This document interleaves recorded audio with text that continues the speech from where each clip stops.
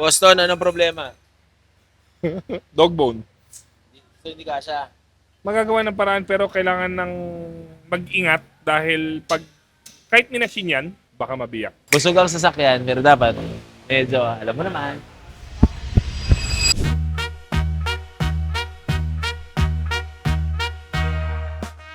Morning guys, nandito tayo ngayon sa Atoy Customs.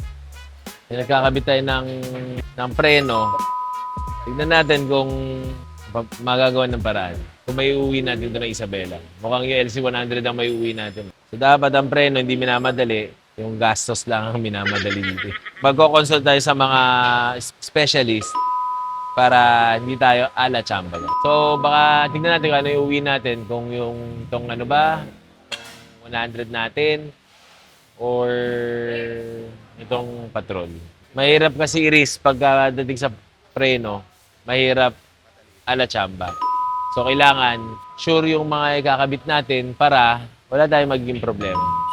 Wala na makain, puro nandito na. Busog ang sasakyan, pero dapat medyo, alam mo naman. Mahirap yung gumaganon gano'n, no? Sumisilip-silip. Parang ako lang sa shop. Titignan ko ano yung kulang ng kliyente. Steering damper. Meron. Meron. Ano pa mga sinisilip-silip mo dyan, Dapat Boy? yung may mga spring. Maganda, hindi yung shocks lang. Kaya nga mababa na, di ba? Para hindi makita. Harangan ko pa nga ng UBP yan para hindi makita eh. Rival pa. Oh, rival. Para pag may sumilip, pang mayabang, boy. So ngayon guys, ano nang in-upgrade natin sa natin? Patrol ng mayabang. Lowering springs, care of Mark. Tain Enduro Pro Plus para makontrol yung bigat ng kotse kahit naka-lowered. So, Tain parati ang sumasalba sa mga naglo-lowering springs na hindi naka-shocks para gumanda ride. Tain. Nag-Alcon RC6, RC4. Ngayon lang ako nakita sa Y61. Grabe. Ano kasi gusto mo yung mga... Ay! Bawal yun! Yung ilaw mong mayabang. Auto BX3, papasubo ko dito. Nakilang benta na ako dito, ayaw pa rin bilhin ngayon. Sponsored daw eh. Kaya nakakaya naman. Gagawin ko dito, may isa kang sobrang OEM switch. Doon kita tap yung low. Tapos, pag magka-high ka, sasabay yung auto sa high. Pero pwedeng tama, i-open Ganun mo na na lang, para di ka rin maraming pipindutin pag nag-high ka. Mag-high na rin sila. Tama. Mukhang mahina eh, oh. Oh, mahina. Ay, ganyan to. Ganyan pa lang yan, boy. Mahina, boy. Yun, oh. Yung short wheelbase pa, nagka-headers ba?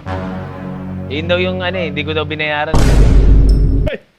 Sabi ng mga taga Dubai, hindi ko daw binayaran. Nagpadala daw ako ng ganon, hindi ko daw binayaran. May resibo. Ang bilay daw. Kala mo, ikaw lang may resibo mo ah. Kala ko ako lang may kaaway sa Facebook, ito rin pala. Papagpatol. So ngayon guys, tapos naman tayo sa patrol, ito yung uwi natin sa Isabela. Ngayon, papagawa natin yung, ano naman, rack and pinion? Bushing.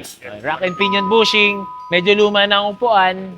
Mapaglait tong kaibigan natin. Oo nga pala. Kaya, Last na kasi to. Last pair na to. Siyempre, alam mo naman tayo, supply and demand. Kung last na yan, kunin ko na yan. so, Ako na lang meron. bakit pinanda natin gulay? Hindi, Kasi bagay sa... gray na LT100. Yung upholstery mo. Oh, gray. Gray rin. So, after dito, pag naayos mo sa Monday, papadala ko na kay Teams. Papa-sounds ko na. And, wala na. Tapos na ako doon. Hanggang doon na lang. Wala na. Diba? All goods na. Malinis lang. All goods na lang. Napapaisip ako na bebenta to, pero mas rare kasi ang manual na 100, na 24 band. Perfect sa'yo yun kasi, di ba, highway ka. Yung Tsaka downshift. na-upgrade na yung fifth gear. Na-upgrade yung clutch. Yung final drive. Oo. Ano ganyan? Para tumap-in. Oo. Sige mo. Si Boss Enteng. Yun lang, pare. Tinulungan ko lang magbenta. Walang customer eh. Tayo magpupuno, dalawang kotse. Dero lang. Pare, discounted na, kinakain pa kami. Lupit! Only at Atoy Customs. So, uwi muna tayo ng Isabela. Uwi na natin to. And actually, pinalalamog ko lang yung taillight kasi nga naglalaglag na yung taillight ko. Papalitan na natin dito para lubos-lubosin na natin yung ano natin kay Boston, di ba? Ano sabi? Sorry guys, stock seats natin, Recaro seats. Stock mugs, OG T37. Hindi, gusto ko rin naman talaga. Kasi binenta ko yung Recaro. So, papalitan talaga natin ng Recaro. And yun, okay naman. We have two, iconic cars, the TB48 and the 1HD FTE.